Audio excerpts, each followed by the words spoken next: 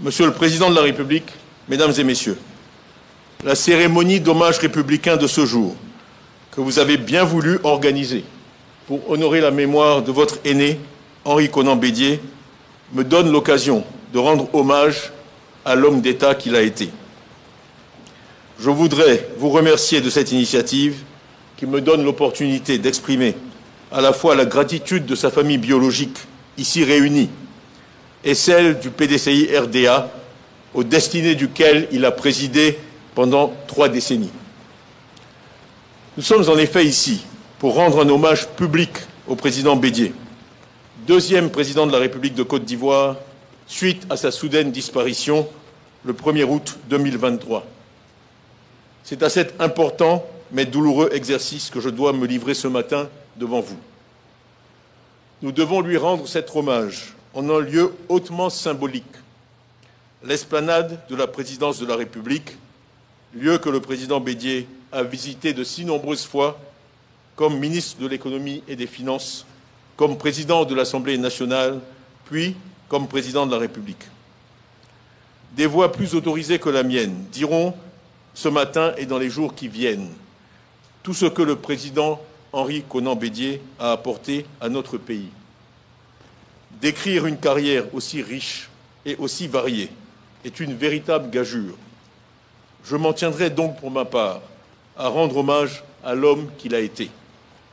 Je vais essayer de brosser un portrait dans lequel ceux qui l'ont connu le reconnaîtront et ceux qui n'ont pas eu cette chance le découvriront dans toute son humanité. Je peux dire, sans risque d'être démenti, que tous ceux qui ont eu la chance d'approcher le président ne pouvaient être que frappés par son affabilité, sa gentillesse, sa politesse. Alors qu'on aurait pu attendre d'un homme qui, dès le plus jeune âge, fréquenta les grands de ce monde, du président John Fitzgerald Kennedy au général de Gaulle, une certaine hauteur, il était au contraire d'un abord aisé. Il avait toujours pour vous une attention, un petit mot gentil qui vous montrait qu'il s'intéressait à vous et aux aspects les plus banals de votre vie. Henri Konan Bédié et Henriette Konan Bédié se complétaient d'ailleurs parfaitement sur ce plan. Humain, attentionné, gentil, c'était cela l'homme qui se cachait sous une apparence peut-être un peu austère au premier abord. Non, le président Bédié n'était pas austère. Je crois simplement que c'était quelqu'un de discret, d'intensément privé. La famille était une chose extrêmement importante pour lui. Il adorait son épouse, ses enfants, ses petits-enfants, qui sont tous ici ce matin et que je salue avec déférence et affection. Le président Bédié était un père et un grand-père modèle, et je crois que rien ne le rendait plus heureux que de se retrouver au milieu des siens à Daoukro. Je crois que cet ancrage affectif, familial, est l'un des facteurs qui explique qu'il ait eu une carrière aussi longue et qu'il ait remporté tant de succès. Pour le jeune collaborateur que j'ai été pour lui, avoir un patron qui attachait autant d'importance à la famille était à la fois inspirant et motivant. Cela m'a fortement encouragé à donner la priorité à mes enfants et à ma famille pendant toute ma carrière, et je suis infiniment reconnaissant au président Bédié de l'exemple qu'il m'a ainsi fourni, ainsi qu'à beaucoup d'autres. Mais il me faut aussi dire quelques mots, au-delà de ces aspects de sa personnalité. Dire quelques mots donc de Bédié en tant que leader et en tant qu'homme d'État. Je voudrais ici porter témoignage en ma qualité d'ancien collaborateur, d'abord en tant que directeur général des grands travaux, puis du BNET, puis en tant que conseiller spécial à la présidence de la République, puis enfin en tant que ministre de la Planification et du Développement. Le président Bédié était doté d'une intelligence exceptionnelle, c'est connu de tous. Mais il savait allier de manière totalement unique à ses facultés intellectuelles peu communes, une expérience elle aussi peu commune.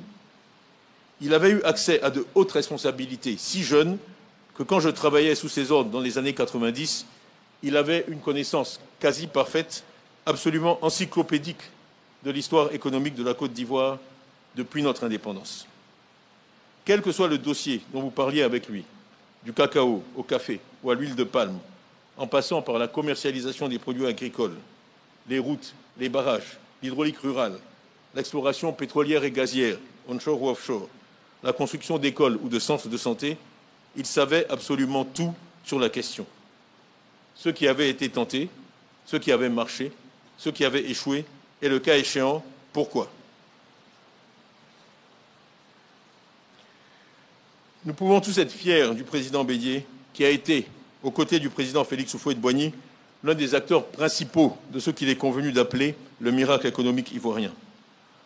Il a été le promoteur de la loi relative au domaine foncier rural en 1998, promoteur des programmes économiques Chaîne Avion, Chaîne PAC, AgriPac, ancêtre des actuels supermarchés, créateur de nombreuses sociétés d'État, initiateur du programme des fonds sociaux, initiateur d'un programme ambitieux de développement d'infrastructures, communément connu sous le nom des 12 travaux de l'éléphant d'Afrique, etc., etc. Henri Bédié avait une vision du futur affinée et il nous étonnait déjà à l'époque par son sens de la prospective, en vue de préparer le futur d'une Côte d'Ivoire qu'il aimait profondément. Il voulait projeter notre pays, la Côte d'Ivoire, vers l'avenir, à partir de données objectives de terrain. Et il y avait une constante dans son action, assurer le progrès de la Côte d'Ivoire et le bien-être des Ivoiriens dans un environnement apaisé et prospère, dans le droit fil de l'action et de la pensée de son prédécesseur Félix Houphouët-Boigny de vénérée mémoire. Notre pays a donc eu une chance inouïe d'avoir un tel homme dans des fonctions aussi importantes et pendant une si longue durée. Il n'y a aucun aspect de nos vies où il n'a eu un impact, où il n'a imprimé sa marque. Nous devons donc tout simplement lui dire merci, merci Président.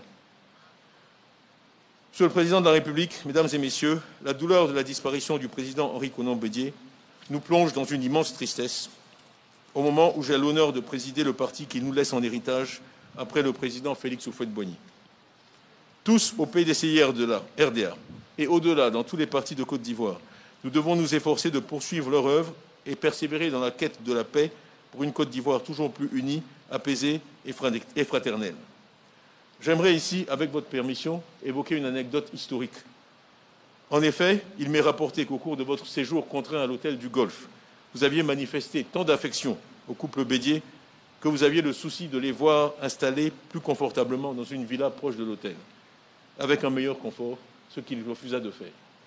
Ce geste affectueux dont témoignent aujourd'hui ceux qui étaient au Golfe avec vous est une preuve tangible, parmi tant d'autres, de votre attachement à votre aîné.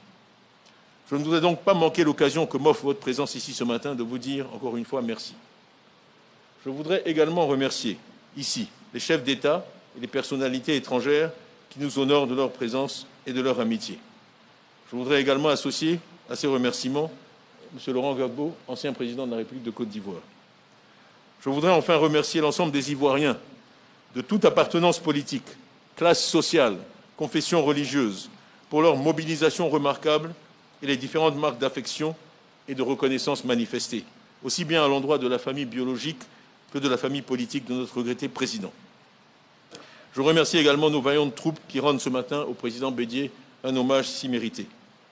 La famille du président Bédié se joint à moi pour réitérer nos sincères remerciements pour l'amitié et le soutien ainsi témoignés.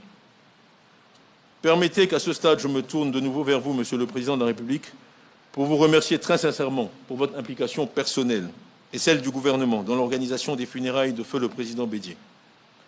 Excellence, Monsieur le Président, nous imaginons la peine et la douleur que vous cause cette séparation d'avec celui à qui vous avez toujours rendu les honneurs liés à sa stature et son rang et que vous appeliez si affectueusement cher aîné ou grand frère. Vous avez ainsi souhaité qu'une des premières réalisations majeures de vos mandats porte son nom et nous sommes tous fiers de notre pont Henri Konan Bédié.